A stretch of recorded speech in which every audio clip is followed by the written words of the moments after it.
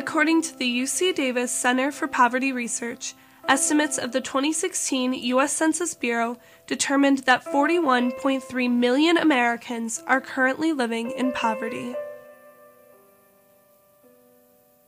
This equates to 12.7% of the population in the United States. And in Syracuse alone, this rate increases to 33.6%, making Syracuse the 13th most impoverished city in the U.S. And according to Syracuse.com, this means 41,710 Syracuse residents are living below the poverty line, with many in the city making less than $25,000 a year. Now take a minute and ask yourself, is it possible for someone to live off this income? For a family of two, it can be done, but not without strict budgeting and the willingness to stick to that budget religiously. For a family of two, $2,000 would be allotted in the budget each month. This means $730 would go towards housing, $312 would go towards transportation, $520 would go towards living expenses, including food, clothing, and cell phones, and the last $230 would go towards debt repayment or an emergency fund. So it is possible to live on $25,000 a year. But remember, many are living on less than that, with the average income in Syracuse being $20,594 per year, according to the U.S. Census Bureau. And many within the city are working to provide for more than just two people. And on top of this, imagine trying to send your child to college on this budget. This is Danielle, an SU student who has struggled with poverty for most of her life. Danielle grew up in a single-parent home, and at the age of 16, she became the main household support system after a car accident left her mother disabled.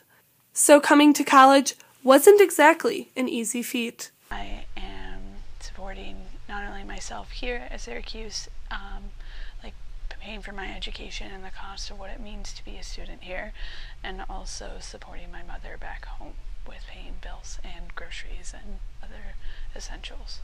Letty experiences a similar situation.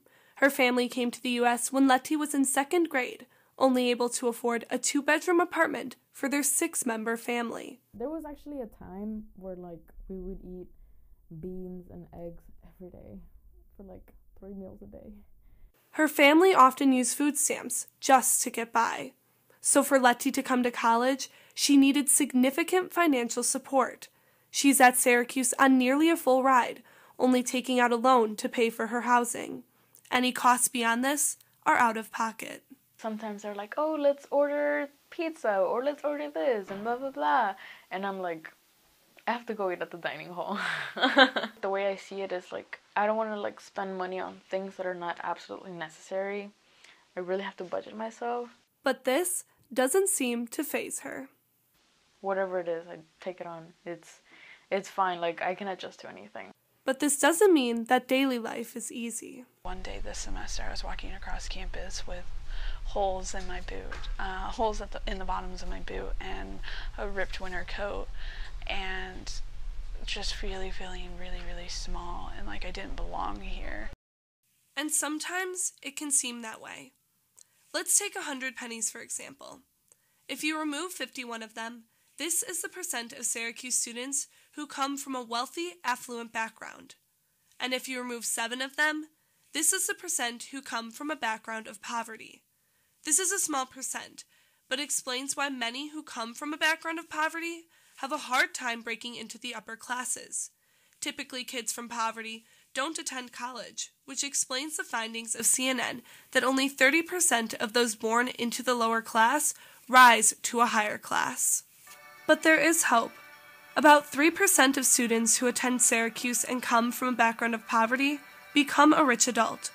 So going back to the pennies, 3 out of every 7 students coming from poverty will no longer live in poverty after college.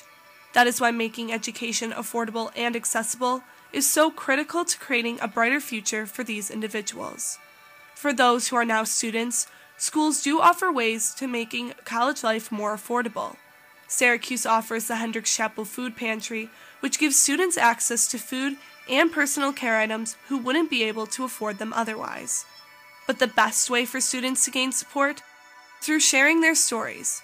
There are countless organizations, students, staff, and others wanting to offer their services and support to these students. Change doesn't have to start with the change in your pocket. It all starts with a conversation.